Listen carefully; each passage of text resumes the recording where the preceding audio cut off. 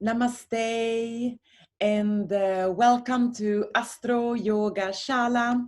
Today is November 5th, 2020. I was about to say 2020, but it's 2020 and yeah, welcome. I wanted to talk about the energies that we are experiencing right now. The last video I did, November 3rd, it was election day and when Mercury stationed direct. And he has now moved into a perfect square with the planet Saturn in Capricorn. He hasn't moved so much, but I mean, it's still momentum, and this square will be felt for a couple of more days. What else? Venus is moving into opposition with the planet Mars. And also next week, we are facing conjunction between Jupiter and Pluto. So Mercury in Libra, direct, square Saturn means delays. Even though Mercury, the messenger, has a message for all of us, a message about justice, it will be delayed. But the message will come through, that is for sure. But it is some delays here. And yeah, with Venus in the same sign opposing Mars, I see it like this. Venus will oppose Mars and then she will move into squares with Jupiter, Pluto, and Saturn. Being in the sign of Libra, both Mercury and Venus are in overcoming squares to these planets, which means that their voices, so to speak, are louder than the other planets. And this is a good thing, of course. I think so, at least, because we seek harmony, and so it's a good thing. They're overcoming squares. So it will be some things that will happen with these squares, but Mercury, as I said, will deliver the message, but a little bit late, and Venus will also bring a little bit of more harmony into this. But I mean, we're in for some really chaotic weather, and it will stay chaotic for at least one more week. Like, this is really, it's building up, and it feels so crazy to say that. How can something build up when it's already so crazy? But it is building up because the Jupiter and Pluto conjunction, which is the third one this and final this year. And again, Jupiter will expand the coming to surface of abuse of power, of corruption, and all these different things. It's transformational energy. It needs to come up to be purged. And Jupiter, it's the final square, so something might come with some solution, and I think that solution will be, yeah, the message that Mercury will bring.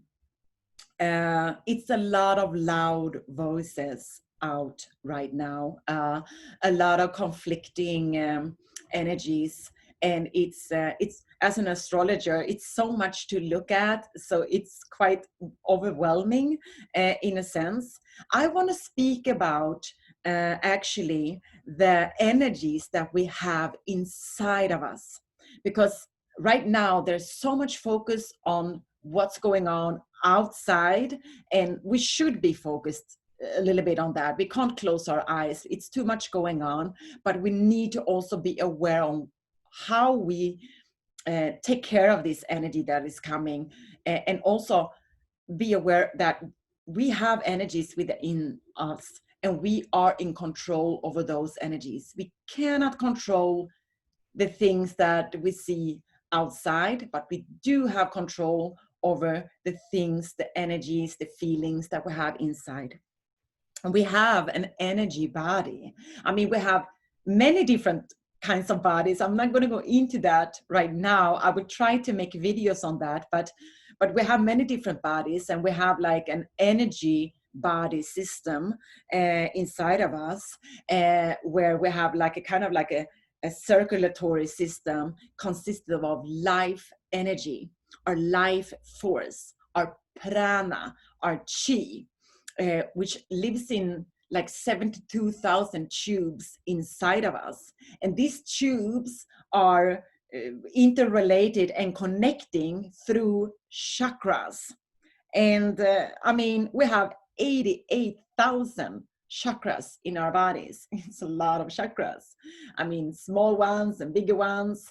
It's, you know, I usually like to see the chakra system as like, you know, the roads that we have, you know, and the cars being like the deliverers of, the cars being Mercury, delivering the messages or the energies going from one point to another. And all these, you know, sometimes roads cross each other, and sometimes we have bigger intersections, like the bigger chakras have many roads crossing, big roads and small roads, and, you know, some energy are moving slow, some energy are moving fast, you know, big trucks, small cars, you know, all of this. And the big intersections, I want to talk about the primary, the main chakras in our bodies, and there are 7 of them, at least how I see it. And the 7 primary chakras, they are in front of our body, front of our spine, in our body. And these, the name chakra in Sanskrit is translated to wheel. So, and the wheel, the energy is kind of like rotating clockwise or counterclockwise, depending on your male or female, and depending on what chakra we're talking about. So the energy is designed, well, the body is designed to have this energy to flow through us freely. Well, I want to talk about fear. We come back to the chakra, but I want to talk about fear, because right now in the world, we see a lot of fear and anxiety and anger and aggression. And I truly believe that anger and aggression comes a little bit from fear as well. Fear, when fear is manifested in our body, it's manifested as contraction or cramps. And those contractions and cramps increases the feeling of separateness, and it also increases the feeling of fear when we feel them. Usually we are having our intention outwards. So when these contractions happens, and it creates this feeling of being separate, or creates the feeling of feeling fear, and we have our eyes looking outside, then we will immediately like you know, feel that whatever is outside of us, whatever, if it's looking at the news, or, you know, reading a post on social media or whatever, and you feel frightened or angry, I mean, you kind of like want to blame that, not realizing that, you know, you can control your own system within you. Fear basically prevents our prana, our life force, our chi, to flow freely, because when the contraction happens, it doesn't flow. And what does this mean really? I mean, it means that instead of being a harmonious and loving person who will, you know, give harmonious and loving vibes to all the people around us, we start to see people around us as enemies, or we start to feel like we're in a competition with other people around us. And usually when we've experienced this a lot, it will come to a point when we feel like we need to protect ourselves from that. which is healthy in a way, and but if we understand it right, I mean, protect ourselves from certain people, situations, and even information. So it's really important to understand this, that when this protection comes in, then we want to protect ourselves, and we go into this even more separation with each and every one around us, because we feel this. It's like if we're consistent of a lot of energies, all of us, it's like we have sprouts, like antennas coming out from our energy field in our body, going out. And when we feel that it's too much out there, maybe we feel like we want to pull those antennas in from certain situations or even challenges. And that could even be like, sometimes that's good, but sometimes it could be also like, kind of like avoiding something that is unavoidable. And what happens when we avoid something that is unavoidable? I mean, it's, really, it's kind of like giving up our power. So, so there's many different ways, of course. I mean, this is not black and white. There's many different ways on how we can express these things that are going on, the fear that we see on the outside, that we express inside, the contraction, the anger, the anxiety. A masculine and a yang way to deal with it is to express it.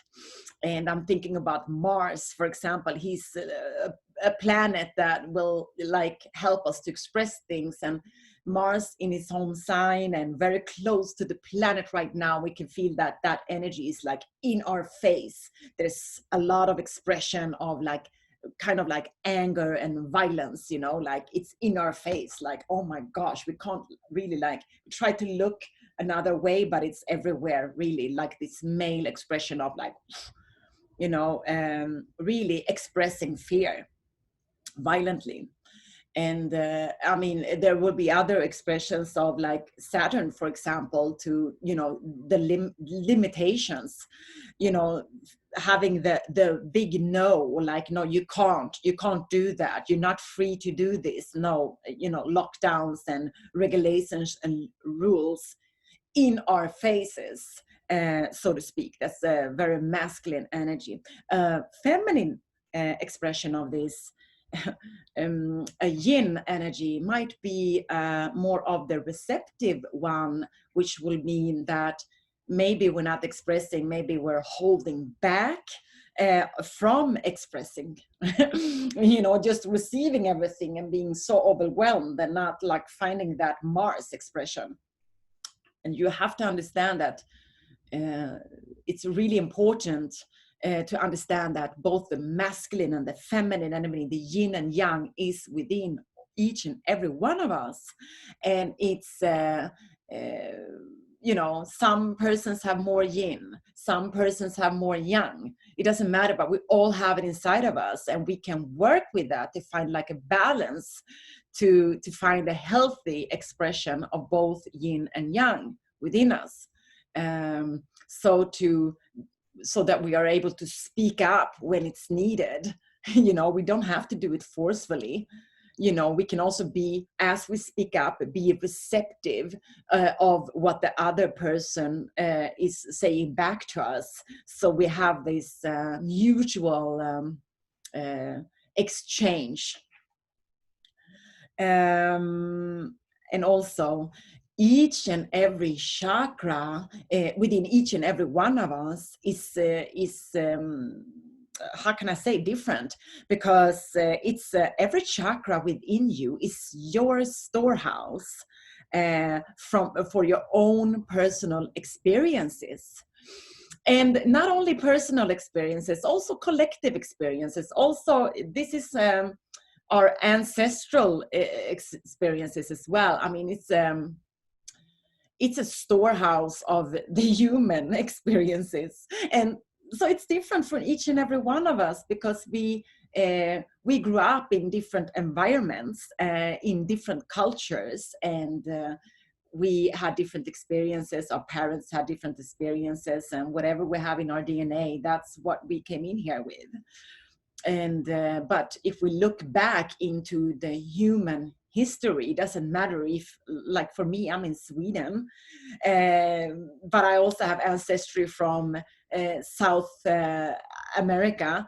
But I mean, it's like wherever you are in the world, we look back like 100, 200, 1,000, 2,000. I mean, every culture has experienced everything. So we can just say that, you know, there's a lot of experiences stored in our chakra systems, expressed differently. So I want to talk about our heart chakra, because the heart chakra, located here, is the center of the entire chakra system. And I just love that, to think about that the first organ in the body that is actually developed in the fetus, or in the, you know, thing that's growing, the baby that's growing in the belly of the mom, is the heart. So everything springs from the heart. And so this is the center, the energy center. The heart is the energy center. And it connects the three lower main chakras, which consist of the physical and emotional energies. It connects with our three higher, it's the bridge, kind of the connector with the three highers of the mental and the spiritual energies. And so the fourth chakra, the Anahata chakra, is also in connection with, you know, the planets, as above, so below, as within, so without. And so the planets connected with the heart chakra, it's Venus. And the sign connected with the heart chakra is Libra. And also another planet is connected, and it's Saturn. Venus and Libra, it's the unification, the contract, the justice, the equality, the love, the striving for harmony. Saturn is, not all of you might be aware, but Saturn is exalted in Libra. It's, you know, Saturn loves justice, actually. And Saturn is helping us to overcome the individual ego and making selfless love possible. And also the heart chakra is air, wind. It's everywhere. You know, there's so many things that could be spread by the wind, and it is, you know, located here by the heart. So it also governs the blood and the blood circulation, because the pumping heart, the heart is pumping out blood through its vessels to the entire body. It's we also have mini chakras in our hands. And also, it's the sense of touch. The heart chakra governs the sense of touch. And so also the skin is connected to the heart, you know, and the touch, you know, the hands of the skin. I mean, we all know how healing that is, this loving energy. And so the heart chakra right now is, you know, really an energy center to be aware of right now and to work with, because it is the center where we give freely and where we receive. So we need to make sure that our hearts right now are, you know, not having like, you know, contraction. We need to work on not having contraction in our heart chakra. And another chakra that I also want to talk about is the chakra that is above. This is the fourth chakra. The fifth chakra, the Vishuddha chakra. It is our throat chakra. It holds the human capacity to expression, communication, inspiration. It's It's a bridge between our thoughts, our feelings, our impulses and reactions. It is from here we express everything that is alive within us. It is also our laughing, it is our crying, it is our feelings of love, happiness, anxiety, aggression. It is our intentions, desires, as well as our ideas and our knowledge and wisdom.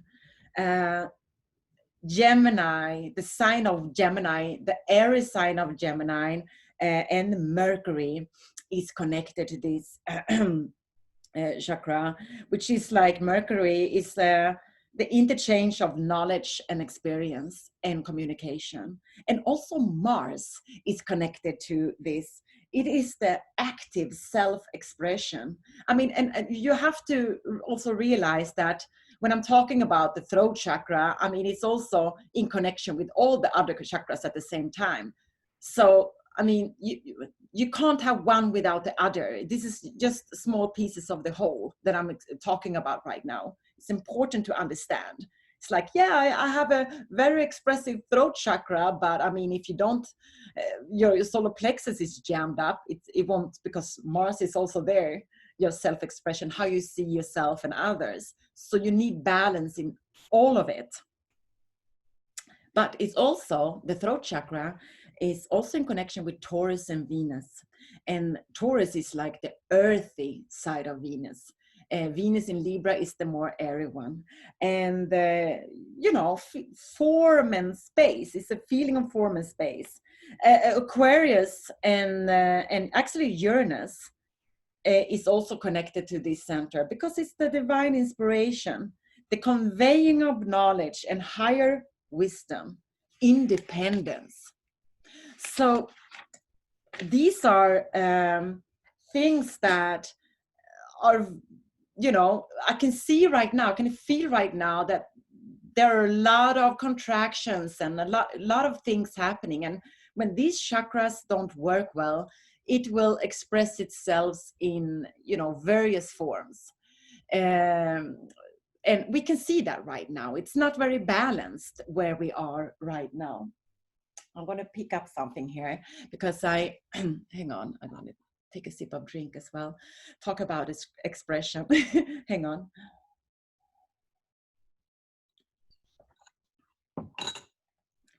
I was reading, I love this book. There's a book here right now that's called Ayurveda and the Mind. The Healing of Consciousness by Dr. David Frawley. This is an amazing book, you know, to read and to have an understanding of the different elements, the energies inside of your mind, in your consciousness.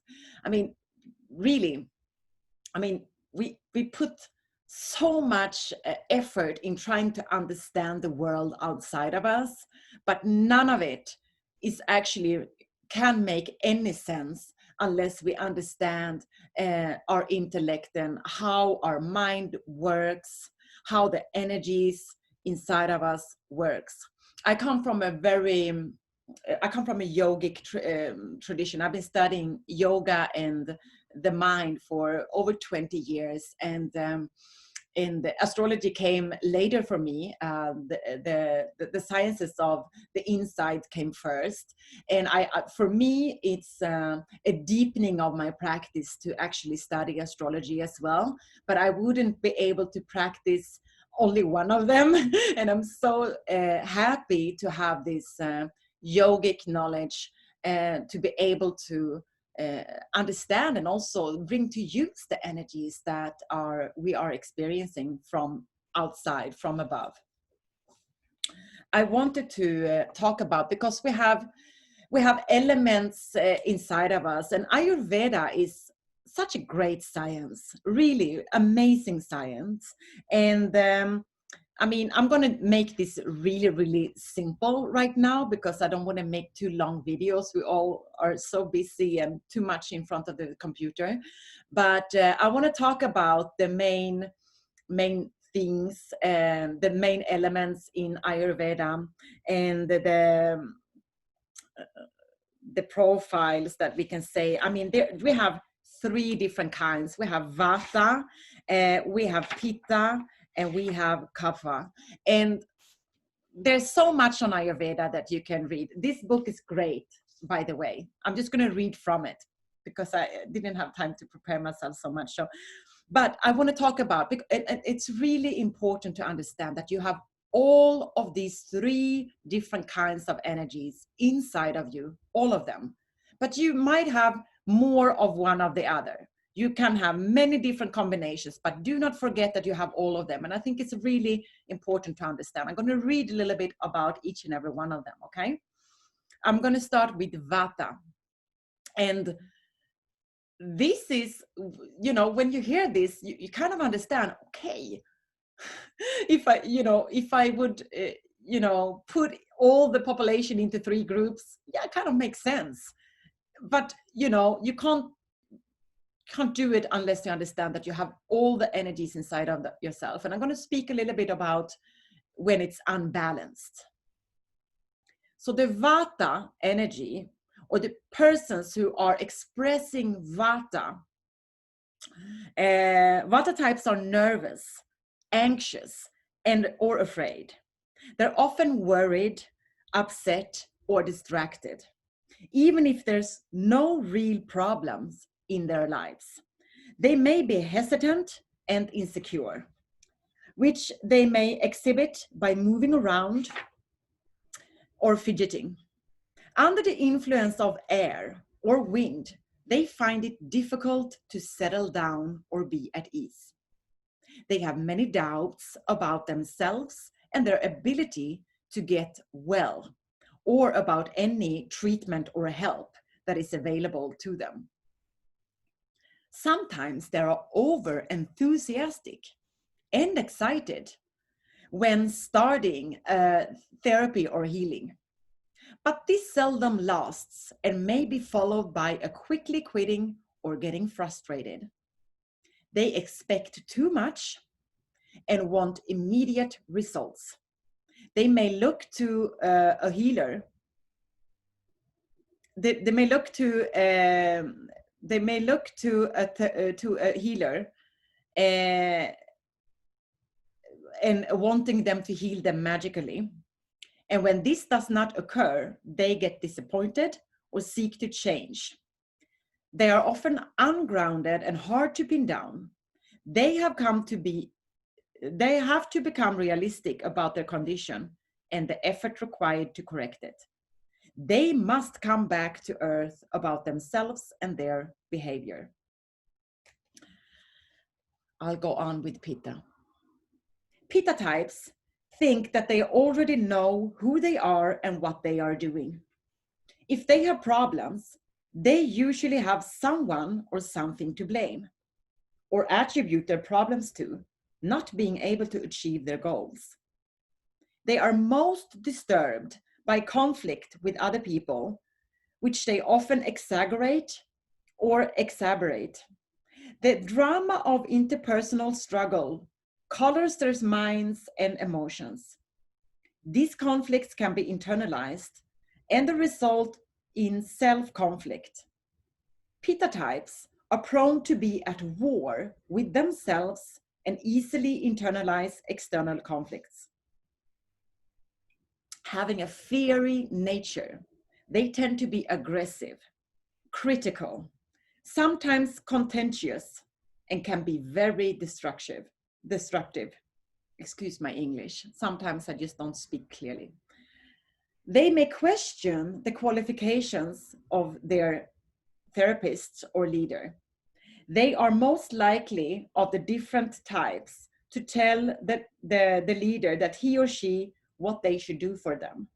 They are most likely to respond with anger or criticism if things does not go as they expect. Pitta types, being natural leaders like authority, are impressed with important credentials. Yet the people who can really help us inwardly are not always those who are the most prominent in social status.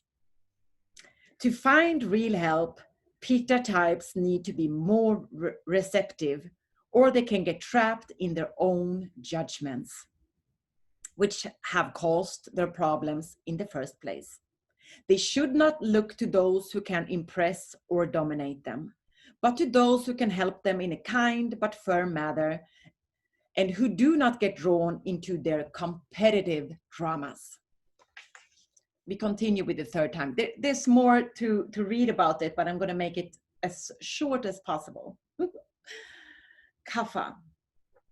Having the amorphous and the docile nature of water, Kapha types needs to be stimulated and sometimes shocked into changing themselves. They do not take hints, nor will they do all the things to which they have agreed. Often they must be confronted or criticized in order to change bad habits. They must be approached with force, determination, and consistency. Unless they are made acutely aware of a problem, they may try to live with it.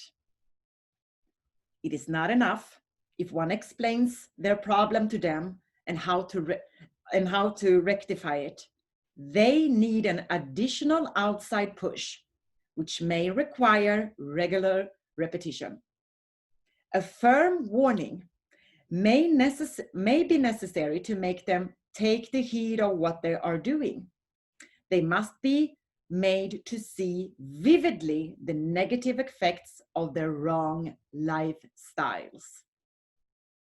Water types are slow to act and find it hard to implement things even after they accept them as necessary. They get bogged down in their own inertia and stagnation and find it difficult to start something new. They are prone to addictions and to depression that prevents them from developing the proper initiative to improve themselves. They should not be comforted or consoled, though they may seek it. Their sentimentality about their condition is one of the factors that sustains it. Most of their problems arise from excess emotionality and can only be changed by a higher love or detachment. Could be detachment to the lifestyle that we have experienced on this planet far too long, that has caused far too much damage on this planet. Whew. We all have it inside of us. I mean, some persons might feel that they are rebels, like they have so many strong opinions. They have the pitta and like screaming out their opinions, but they also have kapha. Do they have, you know, the strength and the courage and the insight to understand that we all need to change? We all need to change. Like I said with the transits before, that, you know, justice will be served for sure. I truly think so, but it might not be what you wish, because we will get what we deserve. It is like that. We will get what we deserve, and we cannot change anyone that is, you know, outside or right next to us. We have full capacity. We have full control over our own selves, and we can only change ourselves. Okay, this is a difficult time. It really, really is. But to become in charge of ourselves, I mean, what can we do? Let's work with the energies. Let's work with the subtle energies and go to the depths of our bodily constitution. I'm going to read a little bit more that David, I just love Dr. David Frawley's work. He has written so many books, really, really interesting. Look him up, David Frawley. I'm going to post down below his name and also this book. This is what he suggests.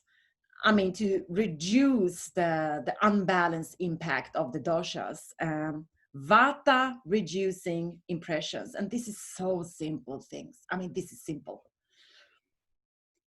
To reduce your vata when it's excess, be in nature, sitting or walking quietly and peacefully by a garden, a forest, river, lake, or ocean, particularly where it's warm or bright, or even if you're in the wintertime right now, dress up or make a fire outside. Bring in the fire and sit around the fire and just be in nature. The sensory elements, I mean, we can use sound, for example, to reduce vata, calming music and chanting. I mean, talk about the throat chakra, the Vishuddha chakra, and the heart. Chanting or singing is the best medicine for these times, the best. If I've been studying yoga for so many years and reading so many books and texts and met so many people, and the old sages, they all said, for these times, which they predicted, Kali Yuga, for this time they said, chanting is the easiest and the fastest way for the human to, come into self-realization and balance, to realize God, Goddess within. Okay? So chanting, and also peaceful silence.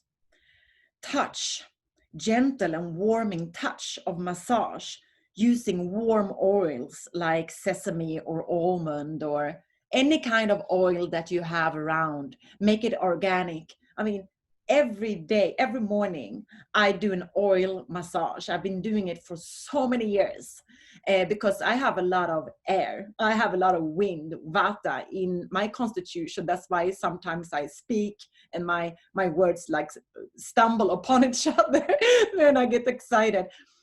But oil massage every day, oh my goodness, it makes the best difference in the world. So you don't have to go to a masseuse, you can do it yourself. Every single day you can do that. Sight, bright and calming colors, like combinations of gold, orange, blue, green, and white, and even pink. I put on Venus colors today. I just felt like, let's bring it on. And this is also the colors of the heart chakra. And taste, rich and nourishing food, abounding in sweet and salty and sour tastes, with moderate use of spices, not too strong. For vata, not too strong spices, not too much chili and stuff like that. Just sweet, salt, and sour. I mean, I love cardamom. Like sometimes when I'm like, my vata is flying high, I make like a porridge with cardamom in and some vanilla, just a little bit of honey, just sweet and soothing. Smell, sweet, warm, calming, clearing fragrances like jasmine, rose, sandalwood is nice, lavender, eucalyptus. Gentle exercise, yin yoga, hatha yoga, I mean, particularly seated and inverted postures. Tai Chi is really good, Qigong, swimming is awesome, hot tubs even more, but don't stay in too long, don't get too hot. Relaxation, do a shavasana, listen to calming music, take like a nap in the afternoon. That's a vata thing. Like if you do a 15-minute nap, I mean, there's so many meditations and relaxation music with high frequency on YouTube. Just put on something and just lay down and breathe. Feel connection with earth. If you are in a hot country, be outside, lay on the ground, feet on the ground, barefoot walking. So grounding, so helpful. I mean, cultivate peace, contentment, fearlessness, and patience. Release fear and anxiety. Have support of good friends and family and regular social interaction. It's really important that you don't become a hermit with your emotions. Like reach out to someone that you know is grounded, or someone that really cares for you. This is a good thing. If you know that you have someone that cares for you, reach out to that person when you feel like a little bit edgy, like, hey, I don't feel well, and that person will immediately calm you down. We need connection. This is so crucial these days. We need connection. I mean, meditate on strong, benefic, happy, or peaceful deities. I mean, like, meditate on the divine form of the divine mother, you know, like I liked also to go out right now. I go up early in the morning and go out and look at Venus. I mean, she's still visible until I think it's 11th of January. Then she will go down into the underworld. So go and get darshan from Venus while the sky is still dark before the sun rises. It's amazing. And just look at her and get contact with her. You know, prayers for peace and protection is also very good, because as you do that, you send out protection and peace to everyone. You also send to yourself, and you will feel that you're making a difference when you do that. That's really, really good. Okay, that was for Vata. Pitta, reducing impressions. Sitting or walking by flowers, river, lake, and ocean, exactly the same, particularly when it's cooler. So if you're in a hot country, go out in the evening, feel the evening breeze. If it's cold outside, perfect. Go out and, you know, take a brisk walk, even if it's raining sometimes. I mean, like when Mars now Mars is retrograde, is a lot, you know, a lot of pitta might, you know, stir up inside of you. I mean, like, you know, take, you know, maybe even go for a run in the rain if it's raining. I mean, like, you know, meet that coldness, walking at night, gazing at the night sky, the moon and the stars. If you are a person who can see the night sky, if you don't live in the city, it's amazing to go out when it's dark outside, connect with all the stars, the planets. The moon right now, she's still waning, but she's quite big. I mean, she's coming into, you know, the first quarter square, or the last quarter square, I'm sorry, last quarter square. So she has power right now. Cooling and soft music, like the sound of flutes, is really, really good. And the sound of water is really, really good for Pitta. And the cooling and soft and moderate touch and massage with cooling oils like coconut or sunflower. Cool colors like white, blue, and green. I mean, put these colors on yourself, dress yourself like the energies you want to invoke. I mean, play with colors like that. Play with the energies. Food that is neither too heavy nor too light. Abounding in sweet, bitter, and astringent tastes, with few spices, except those that are cooling. Coriander, turmeric, and fennel. Smell. Cool and sweet fragrances like rose, sandalwood, and champak, gardenia, or jasmine. Aromatherapy is amazing. I love it. You know, immediately, you know, you could do it, just smell it as it is, or have like some aroma oil lamp or something. I mean, it's really good to have. Moderate exercise, walking, swimming, cooling asanas like shoulder stand, for example, inverted asanas. Cultivate friendship, kindness, and courtesy. Promoting peace, forgiveness, compassion, and devotion. Release anger, resentment, conflict, and hatred through, like, and even releasing when you're angry, you know, put on some music and dance, you know. And sometimes you might, you know, put on rock music or metal music and like, get it out if you're angry, you know. Sometimes that's good. I like also to just jump and shake a little bit when I'm angry, just to shake it off, you know, shake it around.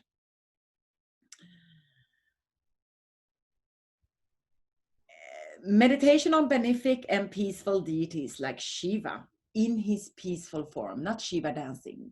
Have Shiva in his meditative posture. I love that. There's so many beautiful pictures of Shiva meditating. Vishnu, or benefic forms of the Divine Mother like Lakshmi. Prayers for universal peace, same here. Cultivating surrender and receptivity. Let's continue to Kapha, reducing impressions. Vigorous hiking or walking in dry or desert regions, high mountains, or on a sunny and windy days in open areas. Not necessarily in the forest, but where you can have your vision, your eyes, like really that you can see far away, like get that eagle eye perspective. Stimulating music, strong and energizing sounds, singing, strong and deep body massage with dry powders or stimulating oils like mustard oil. Bright and stimulating colors like yellow, orange, gold, and red.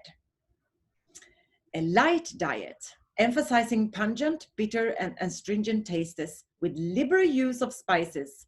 Occasional fasting is good. I mean, fasting could be, fasting with water, fasting with, you can do fasting with fruits and or juices. Smells should be light, warm, stimulating, penetrating fragrances like musk and cedar and myrrh, camphor and eucalyptus. Strong aerobic exercise, jogging, sunbathing, wind bathing, saunas, reducing sleep. Don't sleep too much, sleep less. If you're meditating, you don't have to sleep so much. Cultivating detachment, service to others, and selfless love. Releasing greed, attachment and clinging. See if you can help someone that cannot return the gift. That is a very, good way of like getting in touch with your greed. Not letting, the feeling of I don't want to let go of anything, but you have a lot of things. So maybe you can give away to someone else who doesn't have it.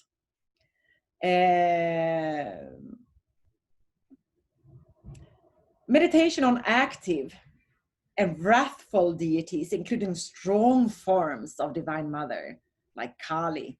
Oh, look up a picture of Kali, on Google Pictures. I mean, oh my God, she's so fierce. She's really, really powerful to work with. Or the Divine Father, like Rudra, Shiva in his dancing form. Meditation on the void or on the inner light. These are just something. I mean, there's so many things to do. I wanted to just read that to give you something that, to work with when it comes to all of these energies that we can have. I truly, truly, truly recommend this. But I also truly recommend one more thing.